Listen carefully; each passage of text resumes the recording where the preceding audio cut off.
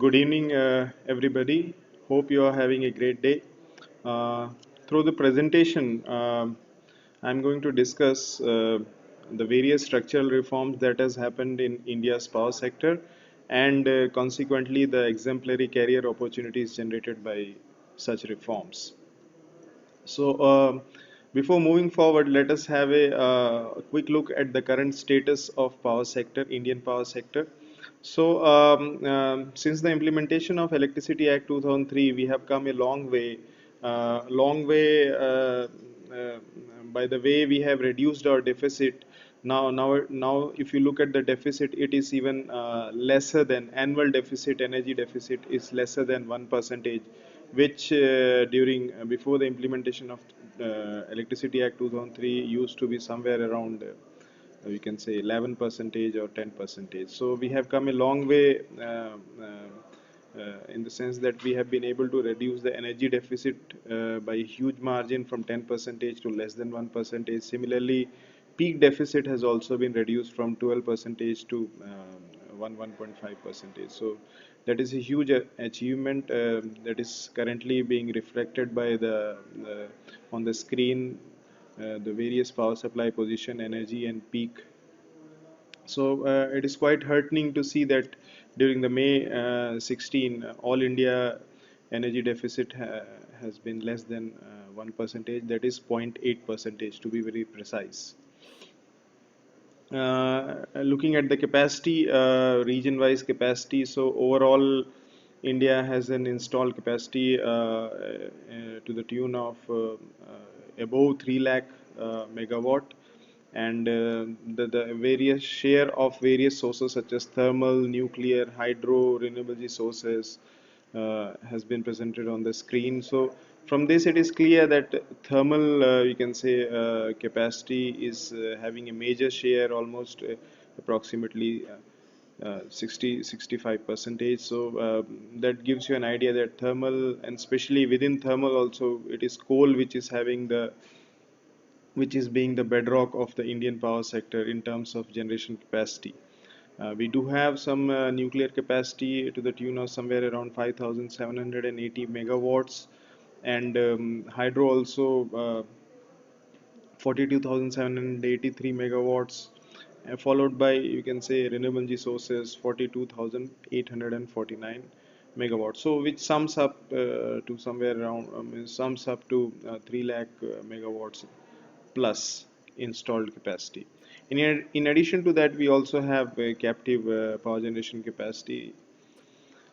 So, if we look at in this perspective, when we look at the objectives of the Indian power sector, so there are five, six major objectives which Indian power sector is trying to accomplish, and the first one is obviously meeting demand supply deficit, which we have been able to address quite you can say successfully, and the result is that we have been able to bring it down to less than 1%. So but yes, still with a growing economy, booming economy, and a large population which is expected to grow more or less at the same rate, or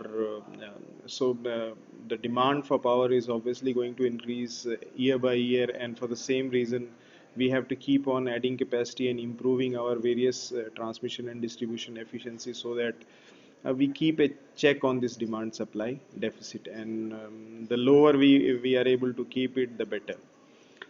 So first objective is to meet demand supply deficit. Second is providing reliable and quality power at reasonable rates. So again, this is a big issue, especially in rural areas where the frequency of power supply varies, and consequently the voltage of power supply varies. So we are not being able to supply reliable and quality power, and then coupled with power cuts. So that shows that still in some of the areas, reliable and quality power supply of reliable and quality power is a big issue. And on top of that, we need to ensure that this reliable and quality power is supplied to almost every household at reasonable rates, so that electricity is affordable to almost all households of India. So that is second objective. Third objective, rural electrification. Approximately 44% of the rural households in country do not have electricity. So this is an alarming number, and that gives us an idea that what kind of work is yet to be done, and a big scope is there for improvisation, for improvement, and the current government is doing lot many things to improve on this, and then so again, there is scope for large scope for improvement, and that will obviously result in more and more job creation. So rural electrification, third point that is on agenda, bringing more competitiveness in power sector to promote efficient and profitable operations of all stakeholders. Currently, power sector has an AT&C losses, aggregate technical and commercial losses, huge aggregate technical and commercial losses. So you can imagine the amount. It is somewhere around 4.4 lakh crore. So this is the total outstanding loan to all discoms. So uh, through a lot many reforms, government is trying to reduce this AT&C losses. We have been able to successfully address this during last few years, but still a significant amount of work is to be done, and this can only be achieved. This aggregate technical and commercial losses can be reduced only if we bring more competitiveness in power sector to promote efficient and profitable operations in transmission, in both, in all segments of power sector, that is generation, transmission and distribution. Power for all by 2022, which is again a big, you can say, objective. And on top of that, developing and opting greener technologies, developing and opting because we all know that climate change, pollution, carbon emissions, and climate change is one of the big, you can say, menace that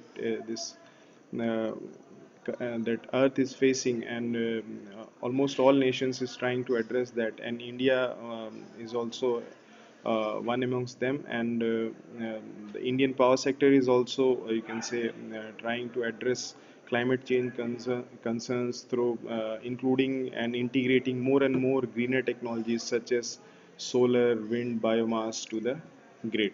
So these are the objectives. Again, reiterate: demand to meet demand supply deficit, to provide reliable and quality power at reasonable rates, to ensure rural electrification, to ensure power for all, to bring in more competitiveness in power sector, to reduce AT&C losses, and developing and opting greener technologies, and integrating more greener technologies to the grid. So these are the objectives, and that gives us a fair idea that a lot of job opportunities will be created due to these kind of, you can say, when the government goes for attaining these objectives.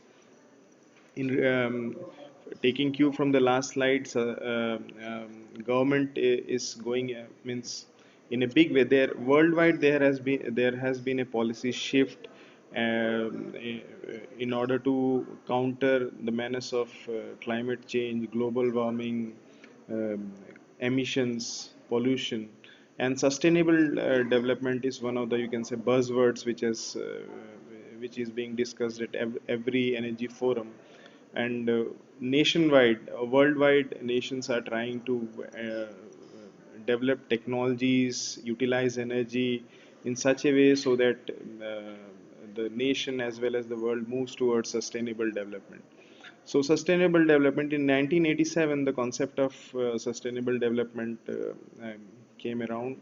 The United Nations released the Brundtland Report, which included what is now one of the most widely recognized definitions of sustainable development. It says that sustainable development is development that meets the needs of the present without compromising the ability of future generations to meet their own needs. So, in nutshell, what it basically means is we try to utilize energy resources and all natural resources in such a way that we fulfill our current demand as well as we leave enough for the future generations. And with this kind of, you can say, and with sustainable development taking center stage in almost all policy decisions, there has been a policy shift worldwide. More and more nations are moving towards efficient technologies which emit less, greener technologies or renewable energy technologies which quite often do not emit anything, like solar or wind during operations. So a huge policy shift is happening from coal or gas fired power plants. We are moving towards solar or wind. And then similarly, from subcritical power plant technologies, we are moving towards more efficient supercritical power technologies. Uh, Nuclear technologies also is being promoted in some parts of the world, especially in India. As you can say, several steps in that direction. We can take cue from the current happenings. Speaking at Conference of Parties 21 plenary in Paris on 30th November 2015, our Prime Minister Shri Narendra Modi stated that India will reduce emissions by 33 to 35 percentage of 2005 levels. So that is a big commitment from a country like India, which is still developing, and that has been followed with objectives. He further stated, our PM further stated that the targeted emissions reductions will be achieved by increasing renewable power capacity to 1,75,000 megawatts by 2022 and enlarging and simultaneously enlarging for India's forest cover to absorb at least 2.5 billion tons of carbon dioxide. So we have to, in order to reduce emissions, India has given itself a very ambitious target of integrating 1,75,000 megawatt capacity from through renewables to the grid. And we are also aiming to enlarge our forest cover to absorb 2.5 billion tons of. So that is very ambitious target. And based on these targets, the entire, you can say, power sector is being restructured with solar getting center stage, followed by, you can say, wind and a few other renewable energy technologies. To achieve 1,75,000 megawatt renewable power capacity by 2022, India is as I said, India is heavily relying on solar and wind power. Of the cumulative target of 1,75,000 megawatt, 1 lakh megawatt alone is to come from solar. So that gives you an idea that solar is going to be one of the main bedrocks of this entire restructuring. Um, 60,000 megawatt from wind energy, 10,000 megawatt from biomass, and 5 lakh megawatt from small hydro. With installed capacity of 1,75,000 megawatt by 2022, that is targeted, power from renewables will have a share of 18.9 percentage of the entire power consumption is in India. So this is going to be a major, you can say, policy shift. And then we are moving towards a new era where renewables, more and more renewables will be integrated to the grid. And due to more and more integration, which is a new area, lot many jobs will be created in those sectors. And you can say quite a boom will be there in power sector due to this restructuring. Then, in order to ensure that 1,75,000 megawatt capacity is added to the grid, and whatever electricity is generated, that is 18.9 percentage total, that is consumed by, you can say, consumers. So government has come up with, you can say, renewable portfolio obligations, or RPO. So as per the national tariff policy, it is envisaged that the targets for solar RPO shall be 2.25 percentage by 2022, 12 to 13, extending to 3 percentage by 2022. And from this table, it is quite clear that how solar RPOs are moving. Beginning at 0.25 percentage, solar RPO moves to 3 percentage of the total, you can say. So this is the integration of solar to the grid, or renewables to the grid, is being done in a very practical, phased out manner, so that we take, we can say, small steps, and then by 2022 we have 1,75,000 megawatt added to the grid, and there are consumers also with almost every state, you can say, electricity board or discoms having RPOs to oblige. So that is the whole idea. So we so through these kind of targets, through RPOs, what government has been successfully doing is it has been creating a huge market for renewable energy technologies, especially for solar, especially for wind and other renewable energy technologies. And because a new booming market is being created, lot many jobs with various profiles, starting from business development, starting from consultancy skills, you can say marketing, yeah, operations, all these kind of various kind of jobs with various profiles will be created. So we expect a huge, you can say, job market due to this restructuring in renewables. And the same, tables clearly give you an idea that and when if we look at the second table, at the bottom table, solar power currently is somewhere around 6,762 megawatt, and from within a span of 6 years, what we wish to achieve is to take the solar power capacity, which is 6,762.85 megawatt, to 1 lakh megawatt. So that is a very daunting, a very ambitious target. But yes, we are taking, you can say, a lot of concrete steps in that direction.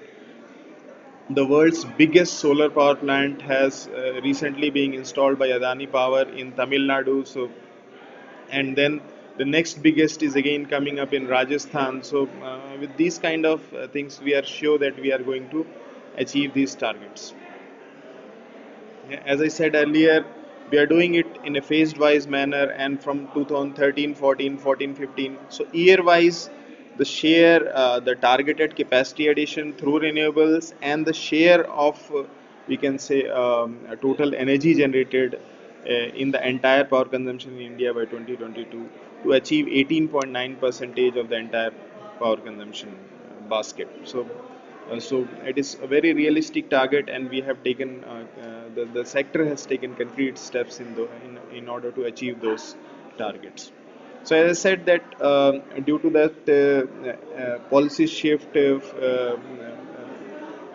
due to climate change concerns, and then when the entire nations, when the nations worldwide wants to move towards sustainable development, there has been a policy shift, and then nations are moving towards greener technologies, cleaner technologies. So a lot of structural reforms happening.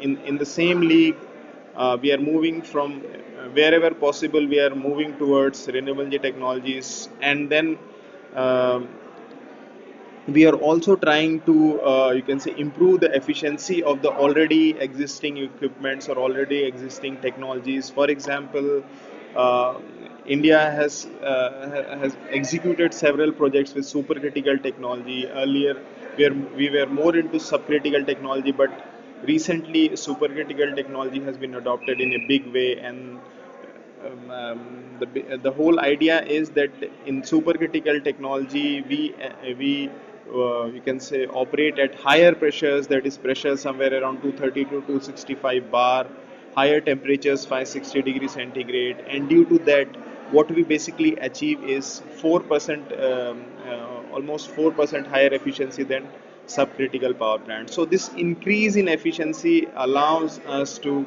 you can say, uh, generate at the same level, whereas the pollution or the emissions decreases due to increased efficiency. So higher efficiency leads to reduced emissions, and ultimately leads to a cleaner environment.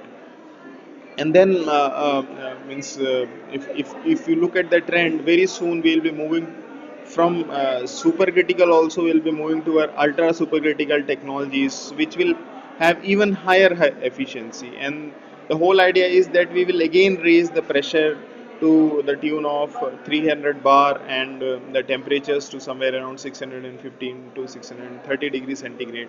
So with again increased, so this higher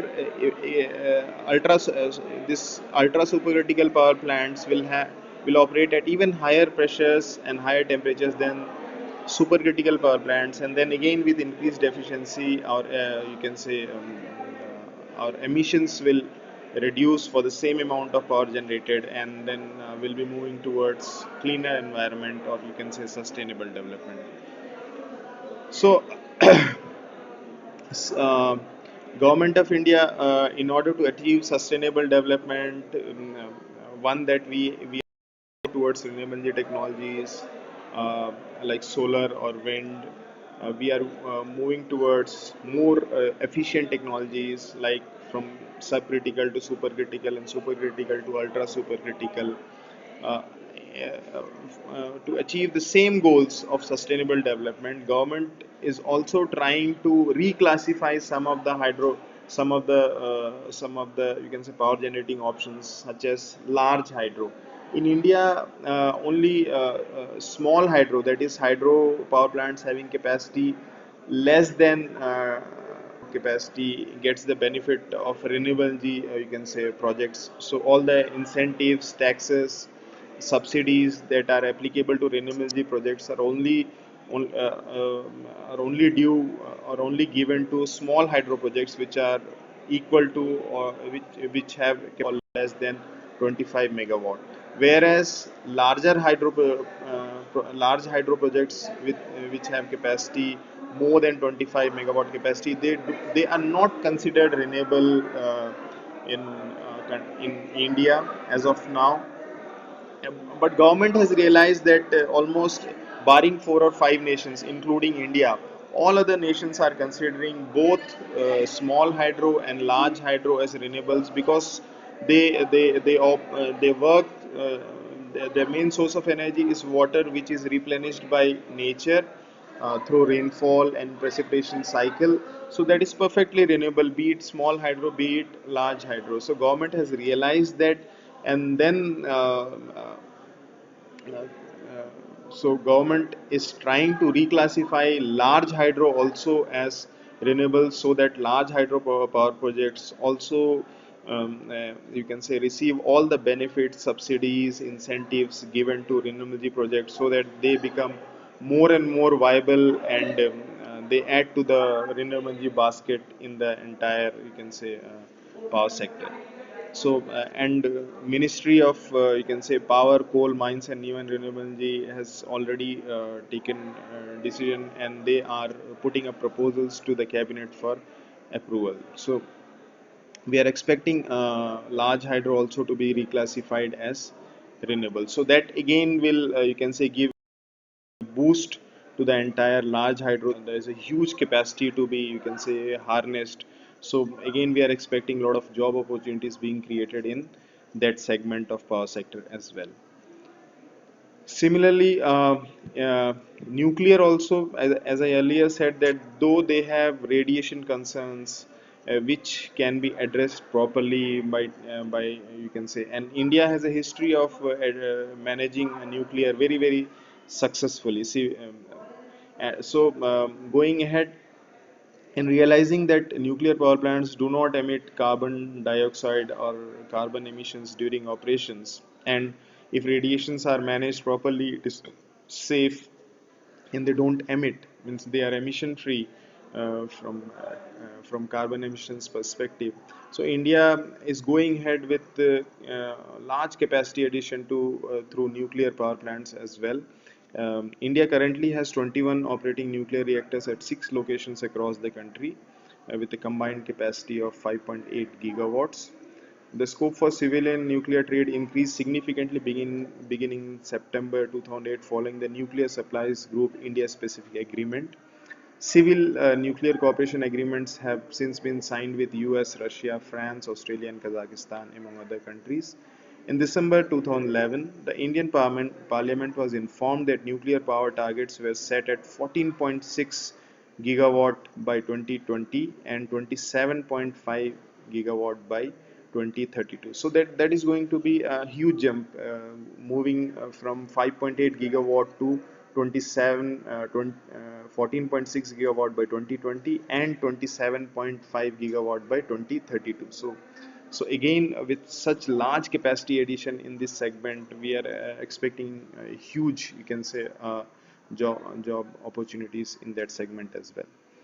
So the government has plans for nuclear to generate 25% of electricity by 2050. That could mean capacity addition somewhere between 150 gigawatts and 200 gigawatts of installed nuclear capacity. So as I said, again, I'll reiterate that large capacity addition, again, we have huge growth opportunities in this segment, and then that will obviously lead to, you can say, uh, creation of exemplary job opportunities.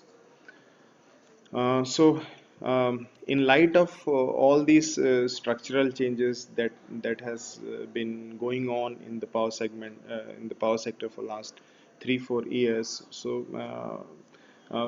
we feel blessed that we are offering, you can say, an MBA power management course, which is aligned to the structural changes happening in the power sector, and which can address the human resources needs of the sector. Advantages of this program, MBA Power Management: um, essential sector for economic development, thus full of activity most of the times.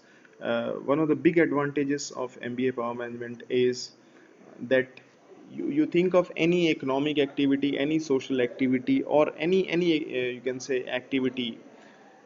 Almost all activity requires electricity, be it economic activity, be it social activity.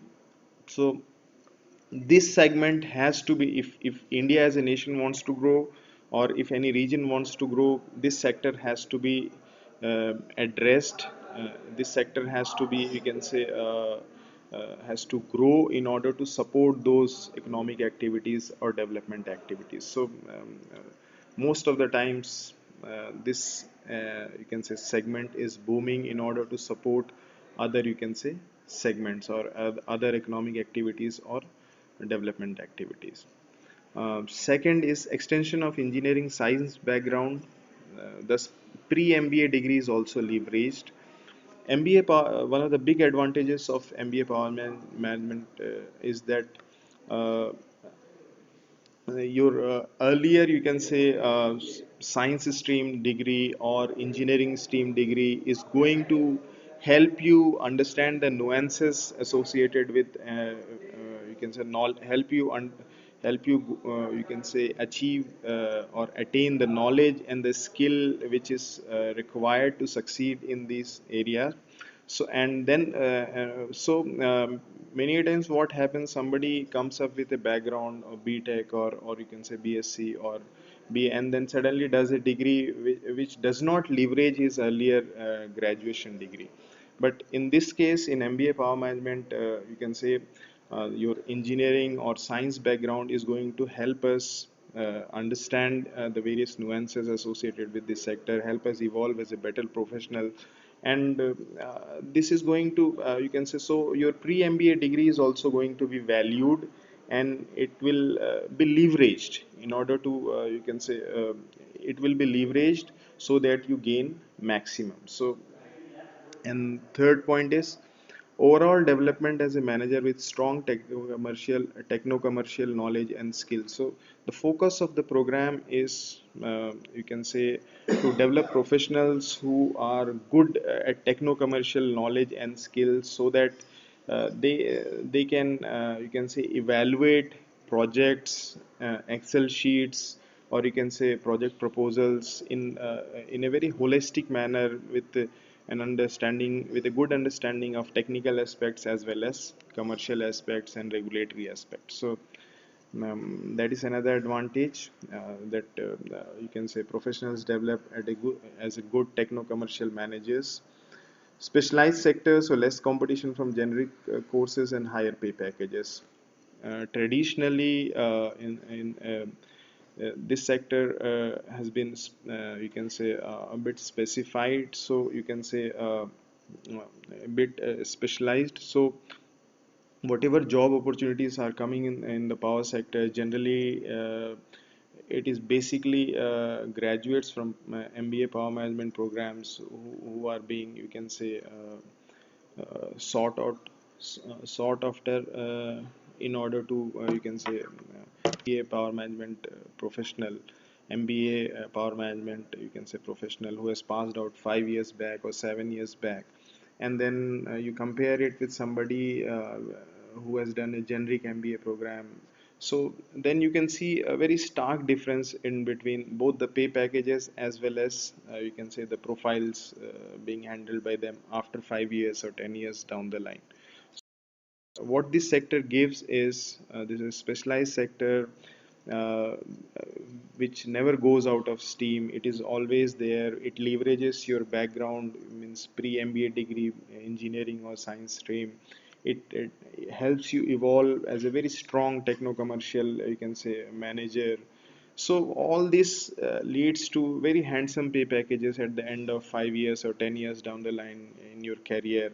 It also helps you achieve, you can say, it also helps you grow with more, you can say, enriching, grow in more enriching profiles, and that obviously is a very, you can say, desiring career. Uh, so these are the advantages of MBA Power Management. Why MBA Power Management at UPS? Uh, when you look at all the programs of UPS, MBA Power Management has often, we can say, achieved the best placement, both, as I said, in terms of profile, generally core profile, very relevant to power segment, and package also. Average package has also been on the higher side, as I said, somewhere around 5.25 lakhs per annum for freshers, and highest individual offer of 10.75 lakhs during last couple of years for somebody who had 2 to 3 years of experience. So both in terms of package, profile, average package, highest package, and profile, MBA Power Management at UPS has been the front runner. Second, in terms of exposure, MBA Power Management gives you, you can say, one of the best exposure in terms of course coverage, skill development, interaction with industry experts, exposure to software such as MS Project, Primavera. So in terms of exposure also, it is one of the leaders when you compare it with other programs at UPES. And as I said earlier, overall career growth is very rewarding both in monetary terms as well as, you can say, job profiles, which is very, you can say, satisfying and enriching for a power management graduate. So scope and opportunities, I'll quickly run through this. Um, uh, there are segments such as generation company, transmission company, discoms, you can say consumers, regulatory agencies, consultancies. So these are the profiles, we can say, generation may have engineering, procurement, construction, project management, regulatory, fuel handling, operations, commercial, power trading. So you means depending on, you can say, the requirement of the market, power sector, or and as well as the interest of the, you can say, student, he may be absorbed in any of these, you can say, profiles. Focus of MBA Power Management is generally this is a list of, you can say, areas in which we focus, starting with power generation, transmission, distribution, power trading, renewable energy market, climate change, renewable energy certificates, regulatory framework of power sector, coal trading, distribution reforms, smart grid implementation. Syllabus, this gives you an idea about the syllabus, so, which is basically a blend of, you can say, generic courses such as economics and management decisions, as well as, you can say, specialized or tailor-made courses for MBA power management graduates such as power generation and power station management, fuel resources technology. So this is a perfect blend of both, you can say, theory as well as applications. So semester wise list of subjects, I'll quickly run through it. So total credits somewhere around 111 credits. Pedagogy is basically very interactive pedagogy, including the faculty members here take help of try to make it as interactive as possible with the help of audiovisual devices, videos, case studies or tutorials, modeling in Excel, SPSS, Primavera, MS project, seminars, and site visits. So what we basically aim is to help the student evolve as a very strong, you can say, techno-commercial manager who has acquired both knowledge and skills required for to succeed in power sector. Assessment and evaluation midterm exam constitutes 20 percentage marks, internals 30 percentage, end term exam 50 percentage. Uh, um, we are also unique in one way that we every year we try to figure out where the industry is going and how the industry will shape up, or the power sector will shape up in upcoming 4 or 5 years, and we try to align our course in such a way that our students are almost every time in sync with the market. So during the last few years we have included courses, or you can say we have included modules taking cue from the developments in the market, such as supercritical market has evolved, so we have included that, REC market, sustainable developments, national solar mission. So taking all the policy and structural changes happening, taking considering all the structural and policy changes that are happening in the power sector, we have included, you can say, either in independent or full-fledged course or modules within a course that can help the student understand the nuances, and you can say imbibe skills that can help him evolve as a better professional in power segment. uh, Knowledge and skills, so these are the knowledges. So we want our students to have in-depth knowledge in power generation, transmission, distribution, climate change, power trading, coal trading, regulatory affairs in power sector, project management, project finance, and others. Others means generics such as HR, you can say, operations or strategy. And we also try to have a perfect blend of knowledge and its application, that is skill.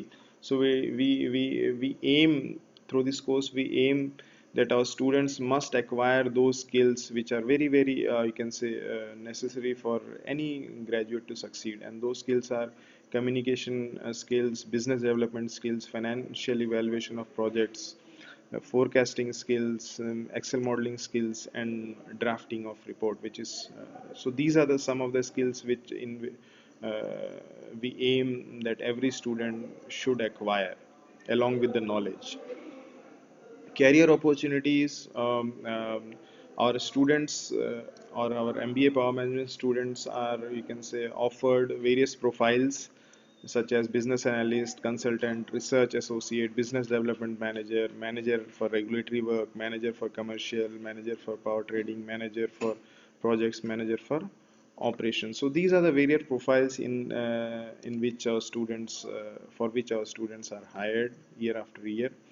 Core faculty of the department is led by Dr. Anil Kumar, who has 30 plus years of experience in power sector, with 23 years experience in Tata Steel. He has worked for 5 years with NPTI, and for last 6 years he is with 5 to 6 years he has been with UPS, with such rich experience of both industry as well as academia, and he has also been a consultant and a trainer for several organizations such as Larsen and Toubro, state electricity boards of Gujarat, Rajasthan, Uttarakhand, Madhya Pradesh, with several books and papers published by him in various national and international journals. As a, you can say, head of the department, we have somebody who has rich experience in the power sector and who understands the entire sector with an in-depth knowledge and experience, and with his connections across the industry. uh, we are lucky to, you can say, tap almost every opportunity available in the power market. We also have with us Dr. Ashish Tripathi, who is an expert on financial issues of power sector. Dr. Tripathi is a perfect blend of engineering. He has passed out from IIT Roorkee graduate and finance with MBA from University of Houston and PhD from Jamnalal Bajaj Institute of Management Studies. So he is one of the key resource persons for improving, for, we can say, inculcating financial skills in the MBA Power Management students, and followed by myself and Professor Abhishek Ghoshal and Professor Shilpi Mukherjee.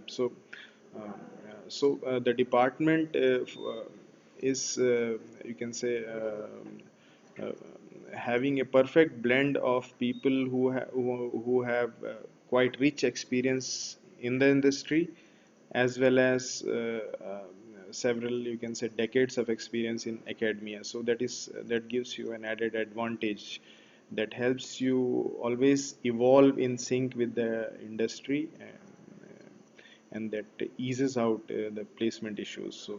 And that is why we have been almost topping the charts almost year by year in terms of placements. For generic management or domain tailored subjects, the department has actively engaged resource persons from other departments such as HR, business strategy, etc. And for very, you can say, specific subjects or topics, industry persons or experts are engaged to provide rich industry exposure to the students of. For very specific topics, or for something which has come very recently, so we try to tap resources available in the industry, and we invite him or her, and make them interact with our students so that our students understand, you can say, the issues. This is a snapshot of our recent recruiters. This is not a comprehensive one, but you can say, gives you an idea that we are playing in one of the big leagues with almost all big names being associated with us. So they have been, you can say, very frequently recruiting for from MBA Power Management. Before I conclude, I'll again try to reiterate advantage for MBA Power Management students: excellent placements in terms of profiles, in terms of average packages for freshers, and in terms of highest packages for, you can say, experienced people, experienced students. Uh, Great exposure, one of the best exposure in terms of, you can say, both academics as well as industry interface, and fantastic growth opportunity down the line, after, even after passing out. This kind of profile helps you evolve and, you can say, achieve the heights in the corporate world. So fantastic growth opportunity due to of MBA Power Management students. And I feel that these are the three very strong reasons that MBA Power Management students do very well and have a fulfilling career in their life. Thank you very much. If you have any queries, I'll be happy to address.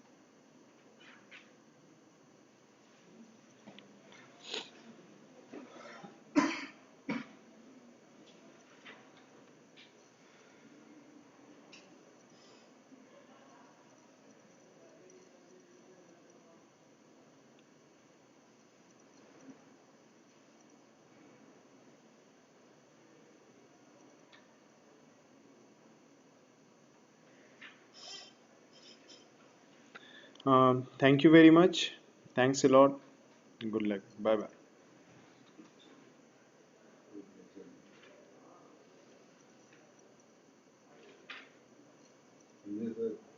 यही करना